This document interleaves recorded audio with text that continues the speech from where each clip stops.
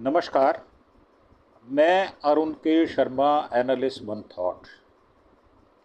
कौन है जो लग्जरी गाड़ियों का शौकीन है और यूपी का बाबू है, करोड़पति है और लखनऊ से गोंडा तक उसके पास 6 आलीशान मकान हैं। कैसे बन गए ये मकान, तो ये आपको बताएंगे। ये मकान फर्जी नियुक्तियों से कमाए गए पैसों से बनाए गए हैं। अब लखनऊ और गोंडा में करोड़ों के मकान चलने के लिए स्कोडा से लेकर थार तक ये अंदाज किसी रईसजादे का नहीं, बल्कि गोंडा के बेसिक शिक्षा कार्यालय में लेखा विभाग में तैनात बाबू यानी एलडीसी क्लर्क अनुपम पांडे का है। गोंडा के तरबगंज विधानसभा से भारतीय जनता पार्टी विधायक प्रेम नारायण पांडे ने आरोप लगाया कि फर्जी नियुक्तियों के जरिए बाबू करोड़पति बना बैठा है। विधायक ने इसकी शिकायत सीएम से की है, लेकिन अभी तक कोई कार्रवाई नहीं हुई और होगी भी नहीं, ये हमारा मत है। ऐसे में बाबू अनुपम पांडे पर लगे आरोपों की पड़ताल जो है वो अगर की जाए तो विधायक का आरोप गोंडा से तरबगंज विधायक प्रेम नारायण पांडे ने 7 मई 2025 को सीएम योगी को 2 पेज का पत्र लिखा।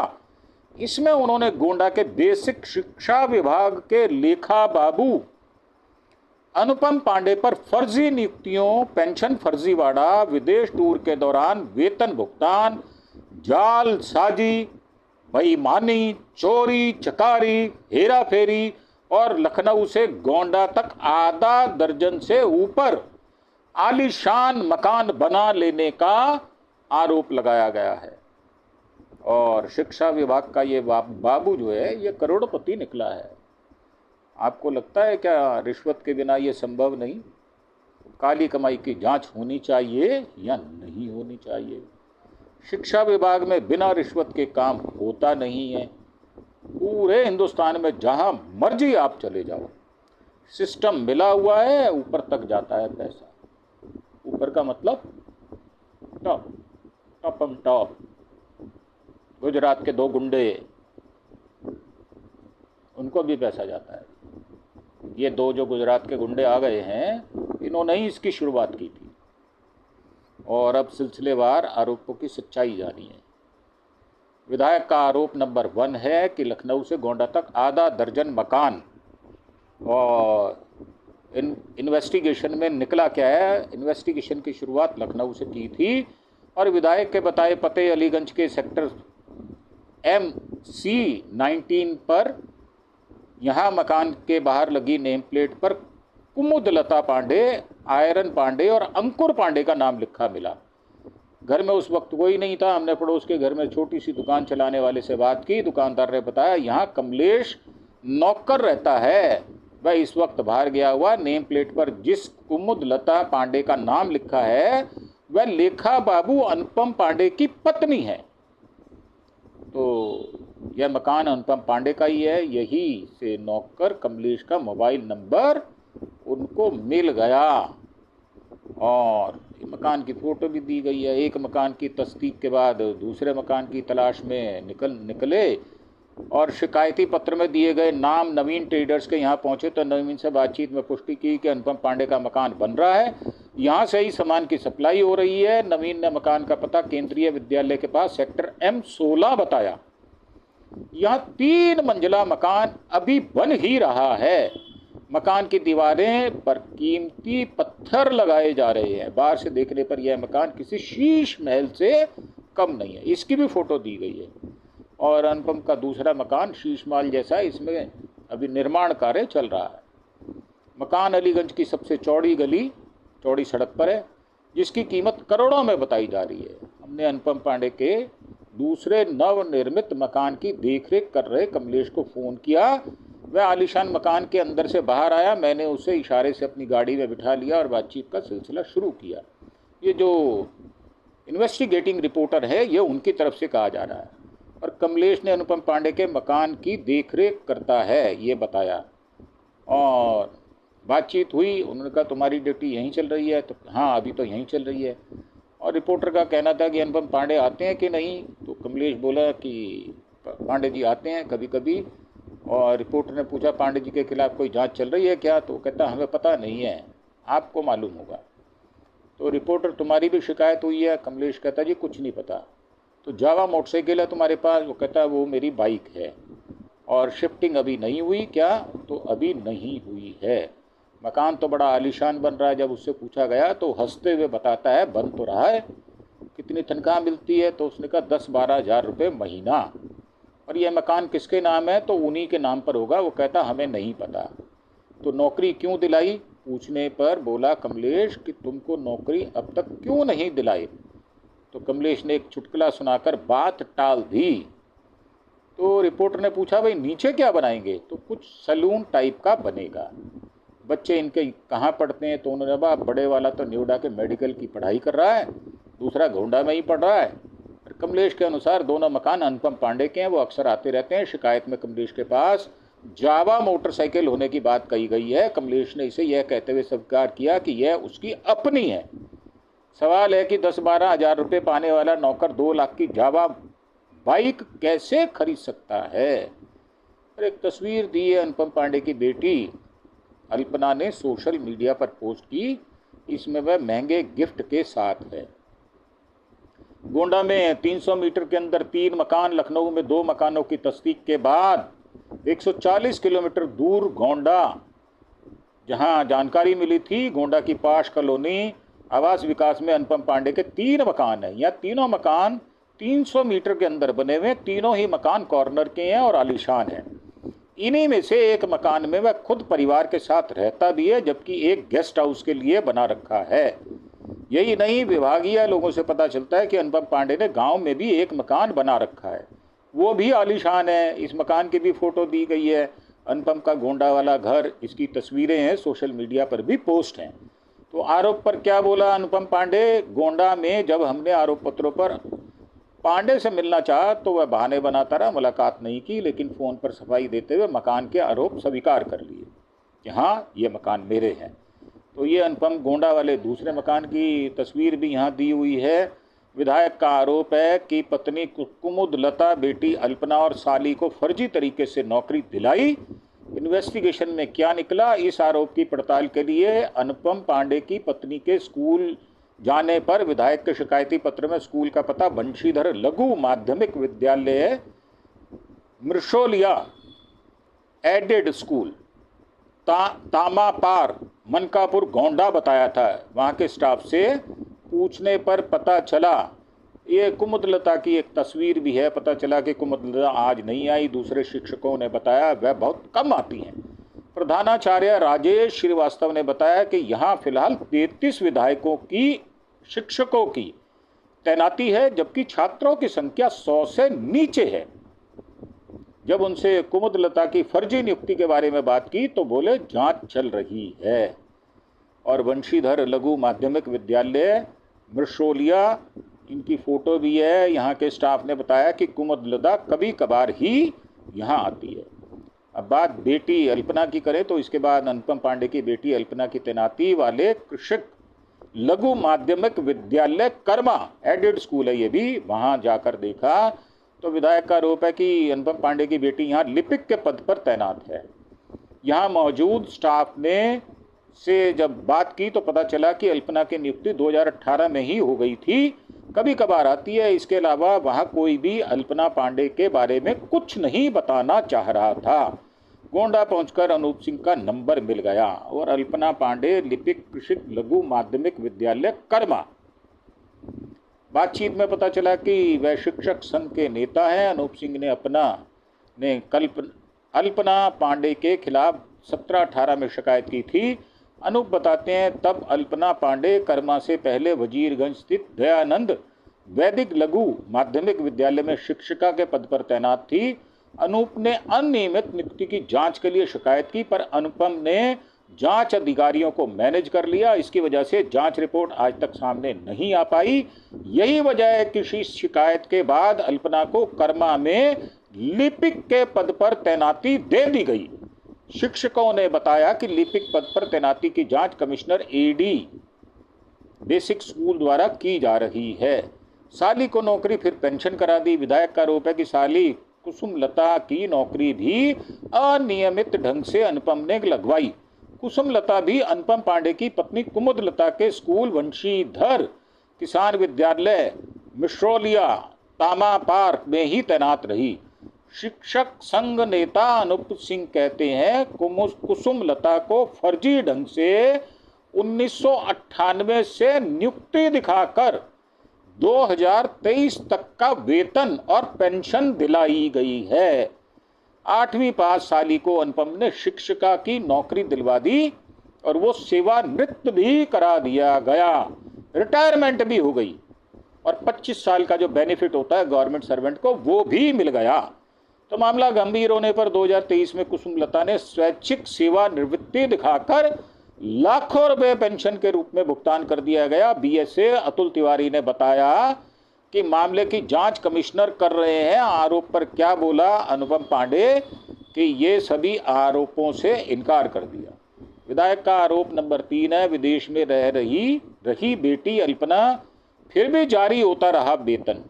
विदेश में रही फिर भी वेतन मिलता रहा। अब इन्वेस्टिगेशन में निकला क्या? आरोप यह है कि अनुपम पांडे की बेटी अल्पना सरकारी नौकरी में रहते हुए दिसंबर 2023 से जनवरी 2024 तक दुबई की छुट्टियां मना रही थी। छुट्टियों के दौरान भी अल्पना का वेतन जारी हुआ। हमने इन आरोपों की पुष्टि के लिए अल्पना का इंस्टाग्राम आईडी चेक किया जिसमें दुबई की तस्वीरें देखने को मिली। यही नहीं, आरोप की तस्दीक के लिए वर्तमान बेसिक शिक्षा अधिकारी अतुल तिवारी से बात की। अतुल तिवारी ने बताया कि कार्यालय से विदेश जाने की कोई अनुमति जारी नहीं की गई थी। इससे यह साबित हो गया कि अल्पना बिना अनुमति के ही विदेश यात्रा पर गई थी। और ये अल्पना ने अपनी डेजर्ट सफारी की तस्वीरें सोशल मीडिया पर पोस्ट की हैं। आरोप पर क्या बोला अनुपम पांडे? अनुपम पांडे का कहना है कि अल्पना की पर्सनल लाइफ है, वह कहाँ जा रही है कहाँ नहीं, इस बारे में वही बेहतर बता पाएगी। विधायक का आरोप नंबर 4 है, बेसिक शिक्षा परिसर से अलग चलता है अनुपम पांडे का लेखा कार्यालय। इन्वेस्टिगेशन में निकला क्या है कि बेसिक शिक्षा अधिकारी के ऑफिस से हमें पता चला है कि यहाँ से 3 किलोमीटर दूर जानकी नगर से पूर्व माध्यमिक कंपोजिट विद्यालय में अनुपम पांडे का लेखा ऑफिस चलता है। जब हम वहाँ पहुँचे तो अनुपम पांडे वहाँ मौजूद नहीं था। वहाँ कई सारे लोग अनुपम पांडे का इंतजार कर रहे थे। दरअसल यह सभी लोग अलग अलग स्कूल से आए थे। यहाँ हमें पता चला कि पिछले कई सालों से लेखा ऑफिस यहीं चल रहा है प्राइवेट तौर पर। और बीएसए अतुल तिवारी ने बताया कि लेखा कार्यालय को बेसिक शिक्षा विभाग के परिसर में लाने के लिए वित्त एवं लेखा अधिकारी को कई बार पत्र लिखा गया। डीएम ने भी इसे शिफ्ट करने के लिए 9 अप्रैल 2025 को पत्र लिखा था, लेकिन कार्यालय अभी तक शिफ्ट नहीं हुआ। आरोप पर क्या बोला अनुपम पांडे? तो उनका कहना है कि कार्यालय कहाँ रहेगा, यह जिम्मेदारी वित्त एवं लेखा अधिकारी की है, जो जहाँ बैठेगा वहीं मुझे बैठना होगा। अब इसमें एक पत्र भी जारी किया गया है जिसमें कहा गया है कि जिला अधिकारी गोंडा के पत्र संख्या यह संदर्भ ग्रहण करें जिसके द्वारा 7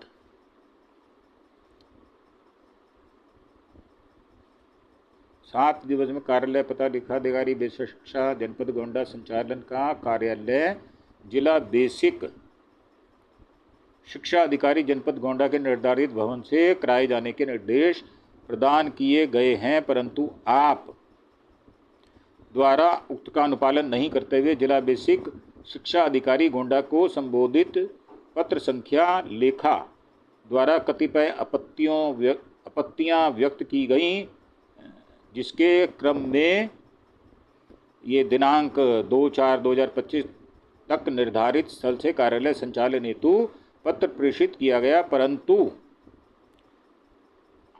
आप द्वारा स्वेच्छाचारिता पूर्ण आचरण प्रदर्शन करते हुए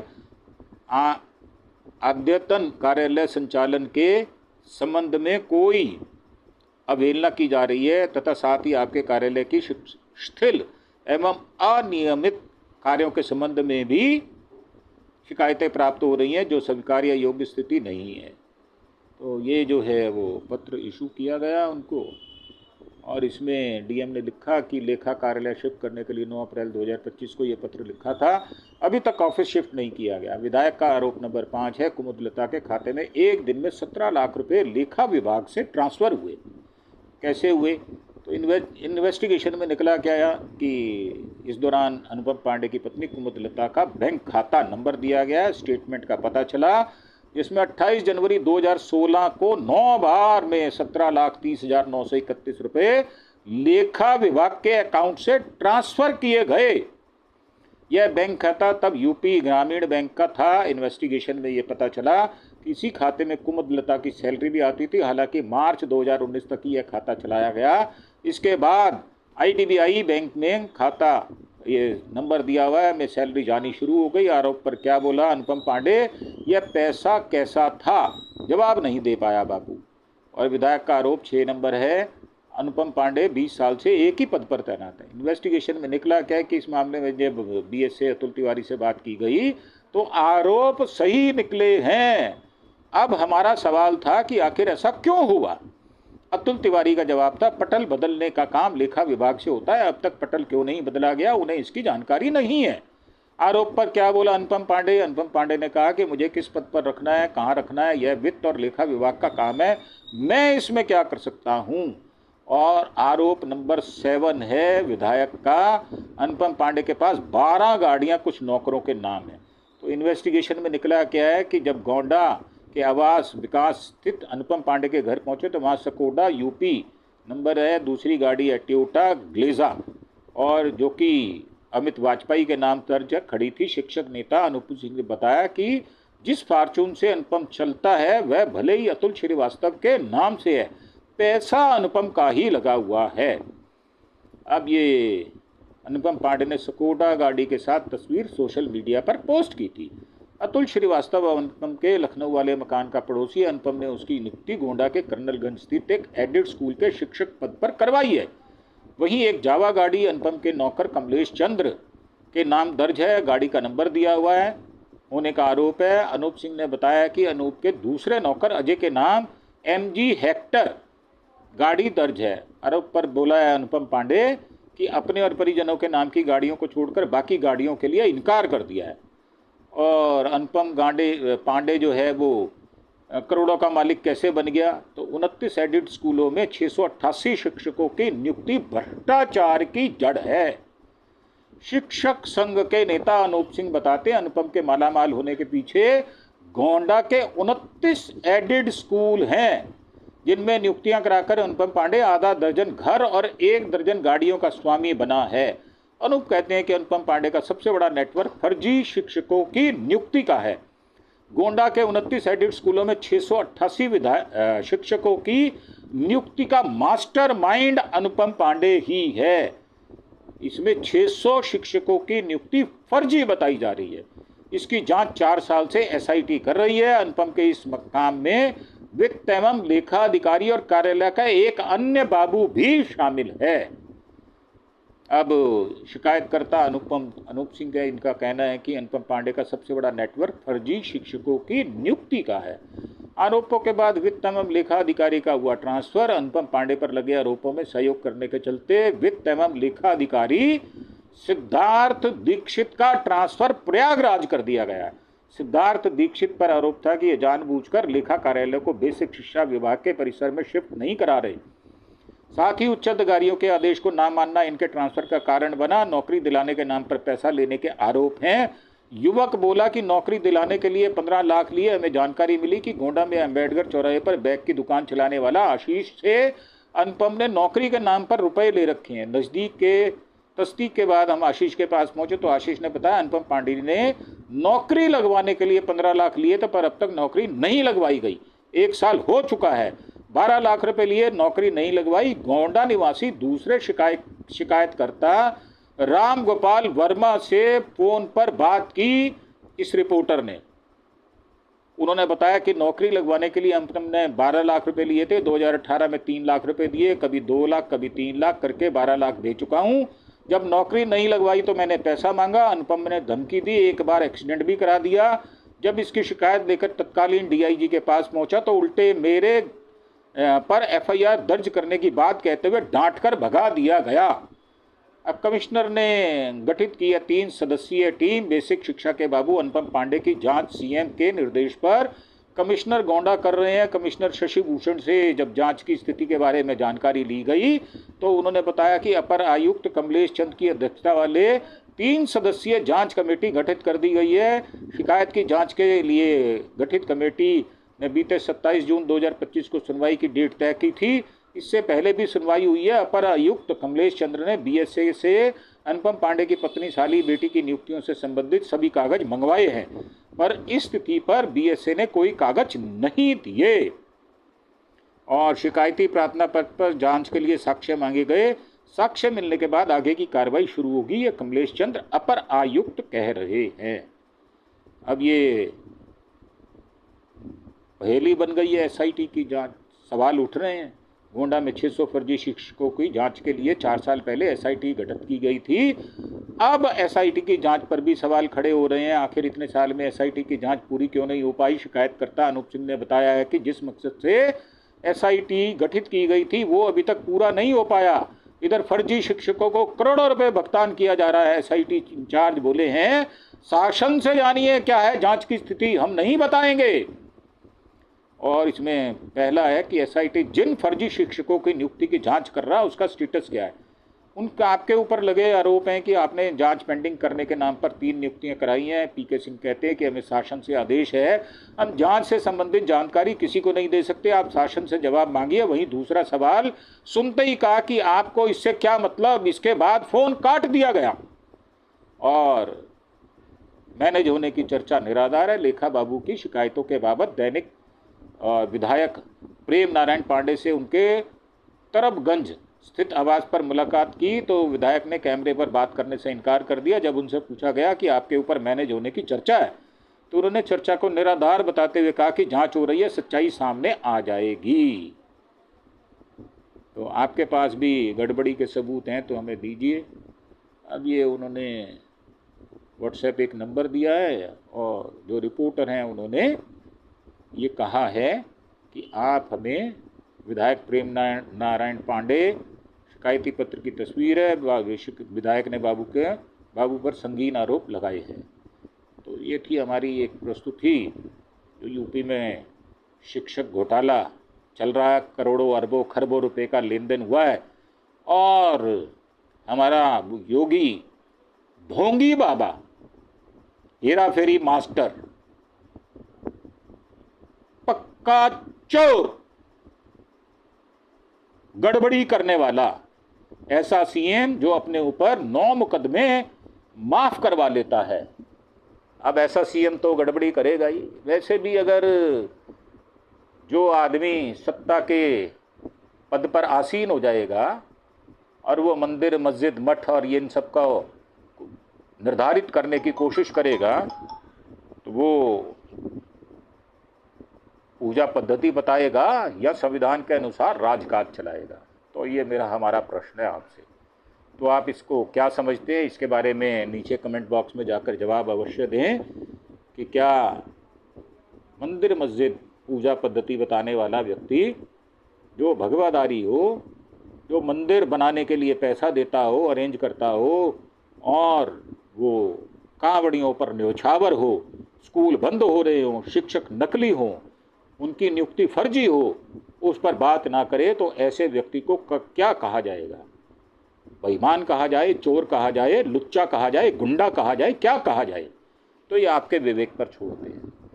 तो आप बताएं, हमें नीचे कमेंट बॉक्स में आएँ और बताएं। इसी के साथ, इन्हीं विचारों के साथ हम आपसे विदा लेते हैं और एक रिक्वेस्ट है कि आप हमारे चैनल अरुण के शर्मा एनालिस्ट वन थॉट को सब्सक्राइब अवश्य करें।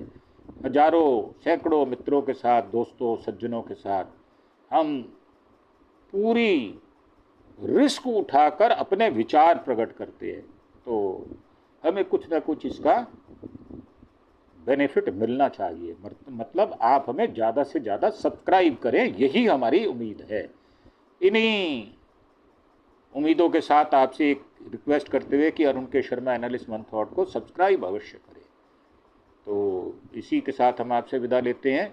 धन्यवाद, थैंक यू, जय हिंद, जय भारत।